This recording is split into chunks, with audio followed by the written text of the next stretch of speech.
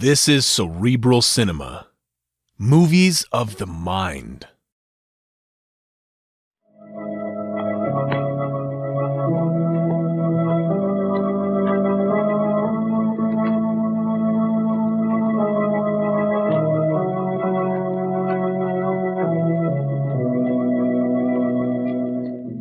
Who knows what evil lurks in the hearts of men? The shadow knows.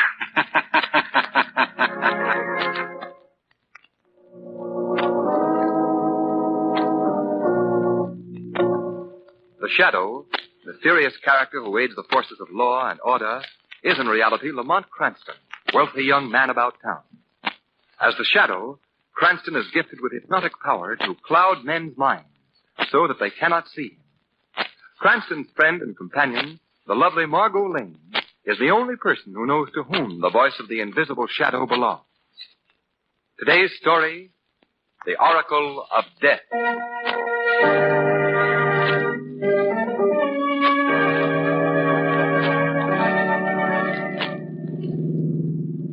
Hey, we just missed that car, hey? We just missed it. Shrevey, you should know better than to speed around corners in this cab when we have the police commissioner with us. But, Mr. Cranston, that is just why I'm speeding, that's why. Get it, hey? There, now, you see, Commissioner Weston, we really had you with us just to fix tickets. Yes, and if I didn't feel so darn good-natured after that, after that dinner you folks fed me, I'd resent it very much, Miss Lane. Dinner be darned, Commissioner. Can't we persuade you to change your mind and come along to the theater with us? No, I'm sorry, Cranston. I've got to get back to headquarters. Oh, now, Commissioner, please. No, Pretty please? not even with sugar on it. I have to be on the job. We've been taking quite a beating lately. It's been a series of petty crimes all over the city. When our percentage of arrests is too small to please the mayor's committee, I'm always the first target. They're hard on you, are they? Yes, like some of the so-called first citizens of our city, they want to clean everybody's house but their own. You know, you fall into that category too, Cranston. I do? Well, how? Well, that new servant you hired, Rodney. An ex-con just out of prison. You know nothing about him. Yet you'd kick like a steer if you came home some night and found the place cleaned out. Oh, Commissioner, Rodney would never do that. How do you know? Well, because Rodney's perfectly harmless. Besides, I know for a fact that he was falsely convicted of the crime that he went to jail for. Oh, you do you? Yes.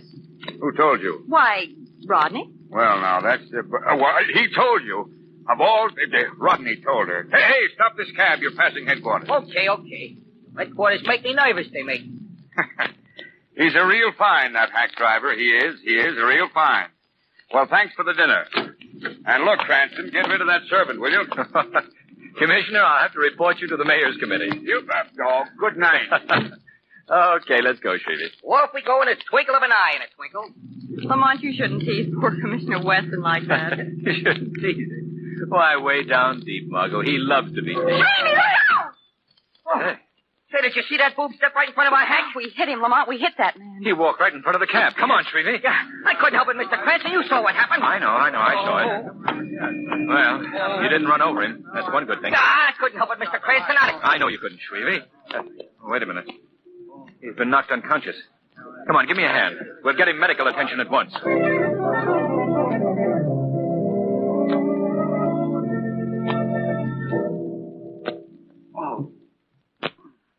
Look, Lamont. His eyes are open. The doctor must have brought him around. Yes. Let's see if we can learn who he is, where he lives. Hello there. Feeling better? Huh? What happened? Where am I? Oh, take it easy, old man. You're all right. I'm all right, am I? Who are you? Well, I'm Lamont Cranston. I took you here to my apartment right after the accident. Accident? What accident? Don't you remember being hit by the cab Mr. Cranston and I were riding in? Hit by a cab? I don't remember nothing like that. Now, look, buddy. How long have I been in this joint of yours? About 24 hours. 24 hours? How do you like that? That makes today Monday. And I had an important date, Sunday, last night. Now, take it easy, my friend. This is not Monday. It's Sunday. What? Sunday? You're crazy. This is Monday. No, truly, today is Sunday. Wait a minute. Who got hit on the head, me or you? I know that yesterday was Sunday, and I can prove it by the newspaper extra they were selling on the streets before I was hit. What was the extra? It's about that young society dame that got murdered. What young society dame? All right. Play dead, dog. So I'm talking about Ann Clay, the one who was pushed off a penthouse balcony and fell to her death. Well, you must admit, Lamont, our friend has quite an imagination. Yes. I'm sorry, old man, but Ann Clay is very much alive. We saw her at dinner just about an hour ago. Look, mister, let's stop fooling. Ann Clay was killed last night.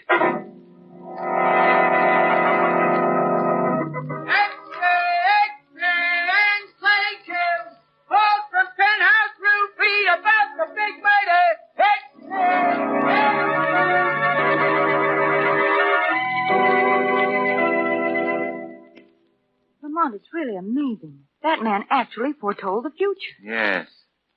Yes, there's no denying that. I've never heard of anything like it. If you'll pardon me, sir. Oh, yes, yes, Rodney. It's dangerous, sir. Dangerous having someone like that man around.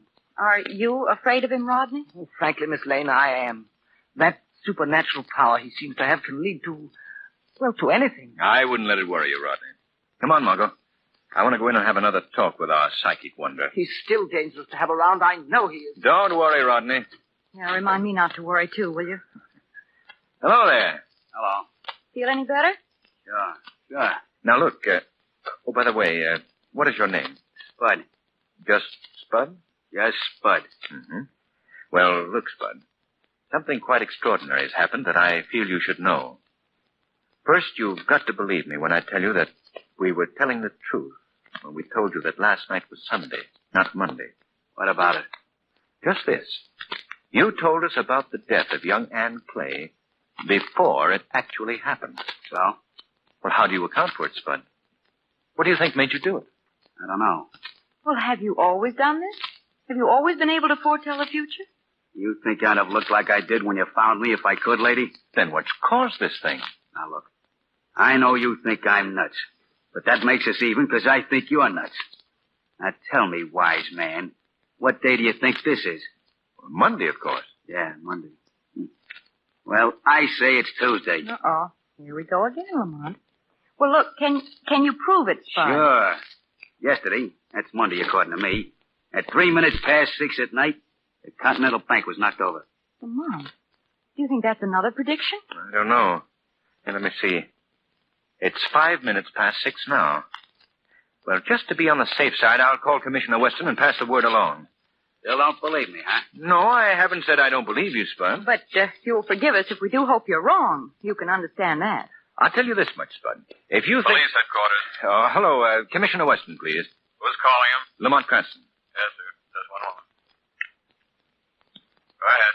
Hello, Commissioner. Yes? This is Lamont Cranston. What's on your mind, Cranston? Look, now, I don't want you to think I'm crazy. And please don't ask me where I received my information. But I have reason to believe that the Continental Bank will soon be robbed. So get some men over there quickly. Cranston, you're a very smart guy. The Continental was robbed 5 minutes ago.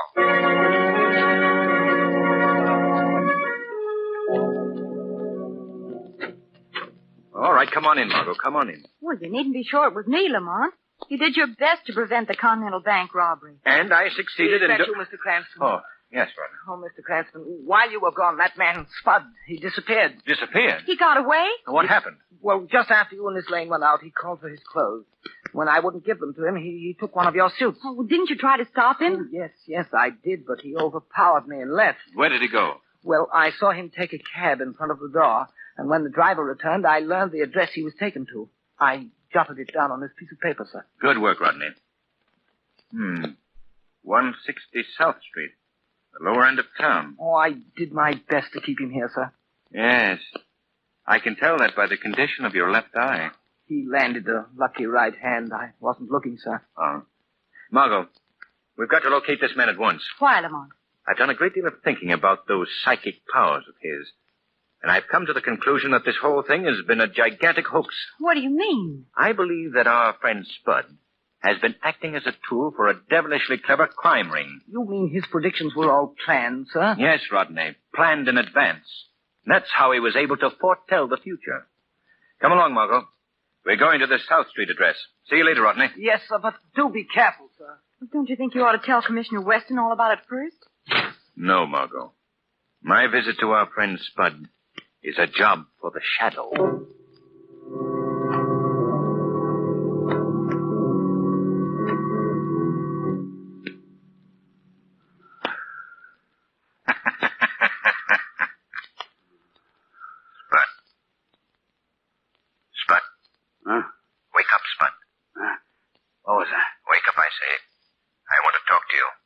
Who's there?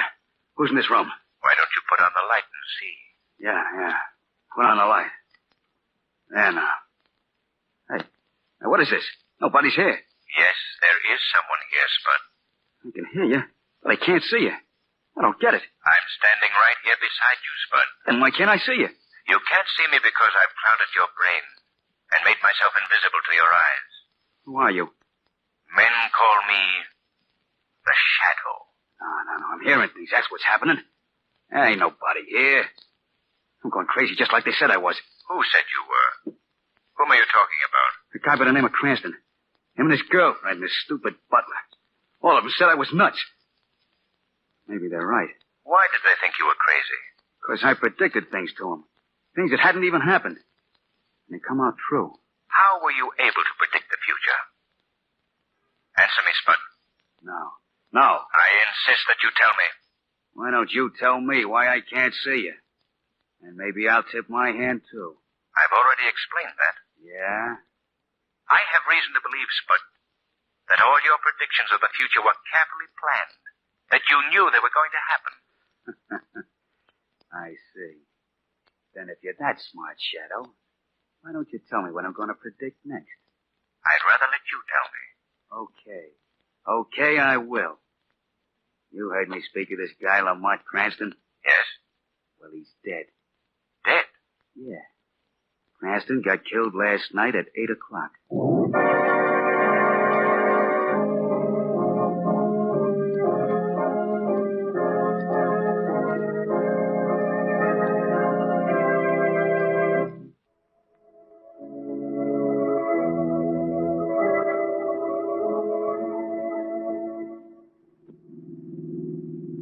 Oh, Mr. Cranston, here we are at your apartment. Here we are. My apartment? Oh, yes. Fine, sweetie. Yeah, and I must say so, if you will pardon me, for a man who was on the gabby side usually, you've been very ungabby all the way home. Is it trouble that's bothering you, is it, hey? Trouble that? No, sweetie. I was just thinking about the appointment I have at 8 o'clock tonight. Mr. Cranston, you've got something on your mind, you have. Look, can I help you out? No, sweetie. I'll take care of this myself. But in case anything should go wrong, I want you to wait outside the building and watch everyone who enters and leaves. Like a hawk, I will. Like a hawk. Hawk, sure, that's me. Shrevey, if I don't come downstairs by 10:15, you come up and get me.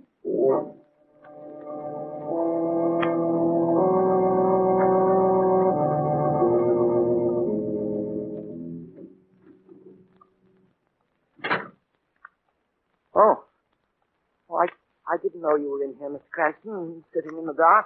That's all right, Rodney. I'm waiting for someone. Call at 8 o'clock. I see. Well, it's almost that now. I'll take it, Rodney. You'll excuse me then. I have some work to finish in the pantry. Yes, of course. Yeah. Hello? Cranston, Yes? this is Commissioner Weston. Oh, yes, Commissioner. Look here, man. I want to find out how you knew about that Continental Bank stick-up. Why? Well, because of your call telling us about it before the news broke on the street. You're suspected by the mayor's committee of having pulled the job yourself. Now, Commissioner, you don't believe that, do you? I don't know what to believe at this point. Look, Commissioner, all I can tell you is that I received my information from a man that I picked up who claimed to have psychic powers. Huh? He foretold the murder of Anne Clay, the looting of the Continental Bank. And right now, I'm waiting for the third crime that he predicted to happen. Well, what is it this time? I'm sorry, I can't tell you. You can't. Listen, you're obstructing justice. You're interfering with the law. Good night, Commissioner. Sorry, Weston. I couldn't tell you any more. Oh, Rodney, I forgotten that you were still here. Yes, sir. I shan't need you any longer tonight. I'm expecting a call at 8. But it's 8 now. I can wait and show your guest in. I'll attend to it myself. Good night, Rodney. Well, good night, sir. Yes, good night. You're sure you're all right, Mr. Cranston? I hope so. Good night, sir. Good night, Rodney. 8 o'clock. Well, you'll soon know. Oh. Nerves certainly are on edge. 4, 5, 6, 7, 8. Well, this appears to be one time that our young man's prophecy didn't work as he thought. Well, I could use a good night's sleep. Yes? What do you think you're doing? Oh. That's for luck, Cranston.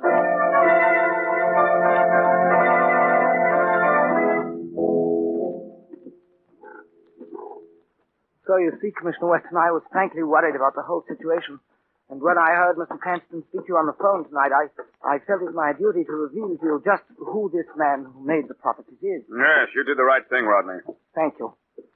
This must be his room right here, sir. Wretched looking hovel, isn't it?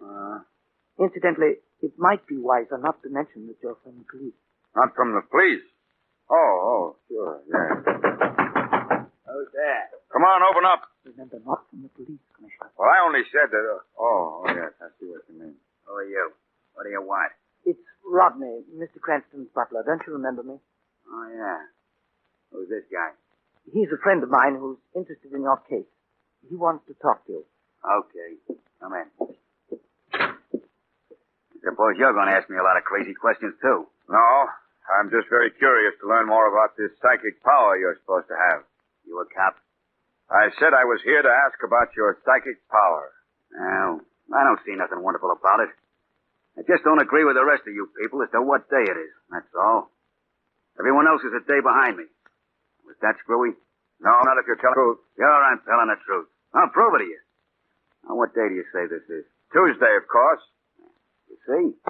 And I know that it's Wednesday. How? Because last night, Tuesday, half of this town was blown up by bombs. What? Sure. The railroad station, hotels, theaters, every place in the east side of town. You are crazy. You can decide that later. I ain't finished. They got the power plant over on the west side, too. Blew it to pieces. Killed everyone in the joint. What time did all this happen? About 10:30 last night. That's the maddest thing I've ever heard. Okay. I ain't asking you to believe it. Oh, look, Mr. Weston, whatever your personal reaction may be, I must beg you to believe me. Everything else that he's foretold has happened right to the minute. This is too fantastic. But you can't lose anything by taking precautions. Suppose the power plant should blow up. Would you want to be responsible for all those deaths? No, of course not. And he's always been right before. You know that from the call you made to Mr. Cranston. Yes, that's true. Well, I guess I'll have to take the gamble. If this prediction doesn't come off, I'll be laughed off the force. But if it proves to be right, well, it's worth a try. What time is it now? 5 minutes past 10. Then I have exactly 25 minutes to evacuate that powerhouse and send every armed man in the department to the east side to protect it from those bombings.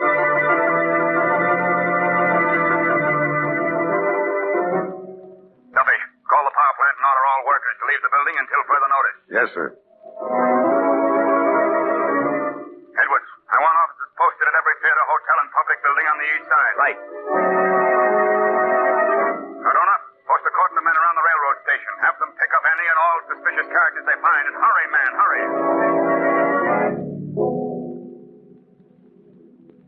Mr. Cranston. Mr. Cranston. Holy smoke, what's happened? Mr. Cranston, what's the matter with you? I had to bust the door in. Shrevey, I'm glad you're here.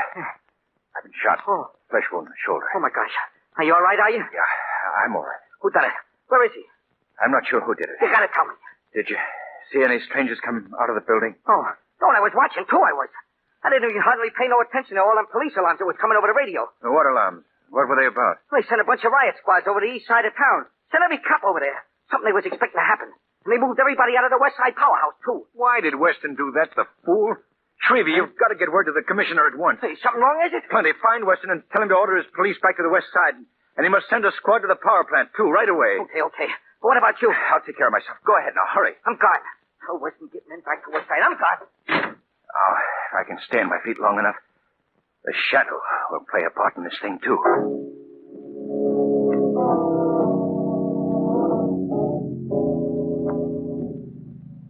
Well, how do things look, Spud?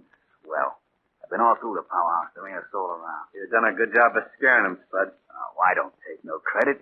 The chief was the one who thought up the whole scheme. That's working perfect.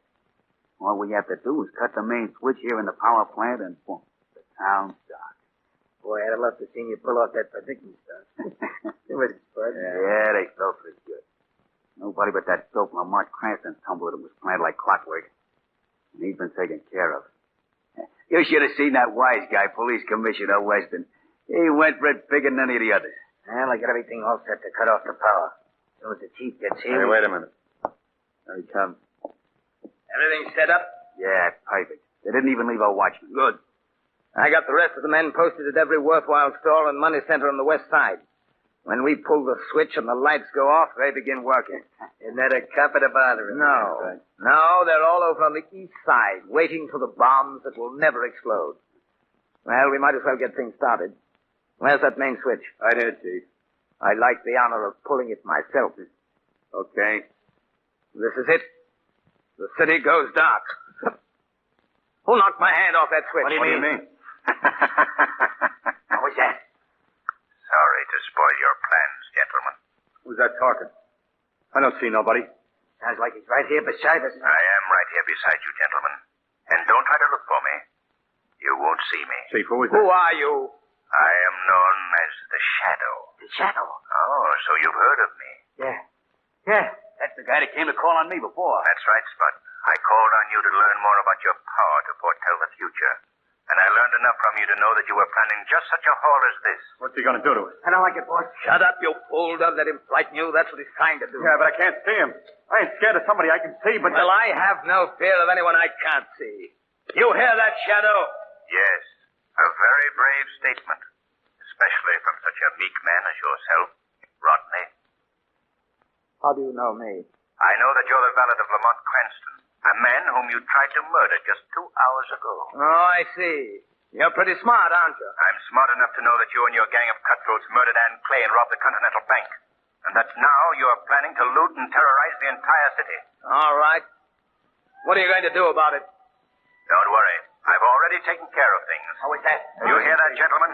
The cops. Hey, we gotta get out of here. Come on, let's try. See, Rodney, you didn't frighten them away after all. But you forget that I can... Take your hand away from that switch, Rodney, or shall I shoot it away? You're not scaring me, Shadow. Let's get out of here, boys. Yeah, before the coppers get us... I'm afraid it's too late. Wait a minute, men. We can't get out now. But the officers of the law are going to have just as tough a time getting in. I'm making a break. The first man that makes a break will get it from me. You're 3 against 1, gentlemen. Are you going to let him tell you what to do? Shut up! You guys in there coming out quiet or we have to smoke you out? Come and get us! Okay, Oh, Chief, no, come on. Hey, what's that? Well, you're being treated to tear gas, gentlemen. Kick that thing out of here! I ain't touching this. I think that will make you all change your minds. There's the second bomb. I can't stand this. Give up. Come on. Going to quit, Rodney? Not till I get you first, Shadow. I'm not a very easy target. Try again. Why, I'll get you yet. Sorry, you missed again. Come on, I can't breathe, Chief. Okay. Okay, Shadow. Come and get us.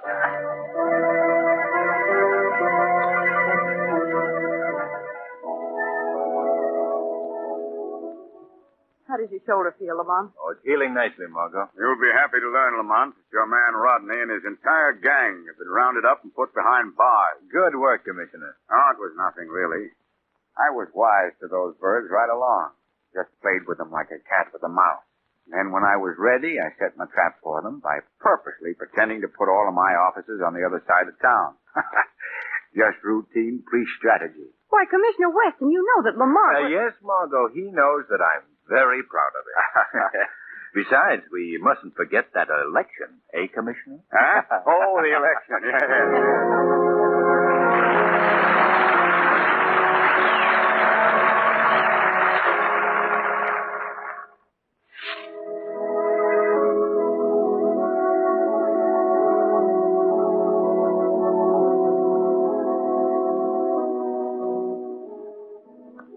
Today's program is based on a story copyrighted by the Shadow magazine. The characters, names, places, and plots are fictitious. Any similarity to persons living or dead is purely coincidental.